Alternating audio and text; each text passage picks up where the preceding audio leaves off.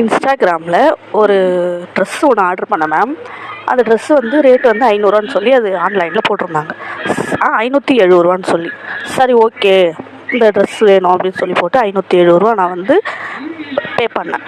திரும்பி பார்த்தா delivery charge வந்து 299ரூவா அப்படின்னு சொல்லி போட்டிருந்தாங்க. இதை முதல்ல நீங்கள் சொல்லவே இல்லையே, ட்ரெஸ் ரேட்டு தானே 500ரூவா சொன்னீங்க அப்படின்னு நான் சொன்னேன். சரி ஓகே நம்ம 500ரூவா அனுப்பிட்டோமே அப்படின்னு 300ரூவாயா அனுப்பிட்டேன் நான். அதை 300ரூவா அனுப்பினோடனே நீங்கள் தப்பாக பே பண்ணிட்டீங்க, நான் 299ரூவா தானே அனுப்ப சொன்னேன், நீங்கள் 300ரூவாயா அனுப்பிட்டீங்க, இன்னும் 299ரூவா நீங்கள் அனுப்பினாதான் உங்களுக்கு ட்ரெஸ் வரும் அப்படின்னு சொல்லி பேக்காக சொல்லிட்டாங்க. திருப்பி நான் போலீஸ் ஸ்டேஷனில் கம்ப்ளைண்ட் பண்ணுறேன் அப்படின்னு சொன்னால் திருப்பி வந்து நீங்கள் தவறுதலாக பண்ணிட்டீங்க அப்படின்னு சொல்லிட்டு அவ்வளோதான். அதுக்கு ரெஸ்பான்ஸே பண்ணவே இல்லை.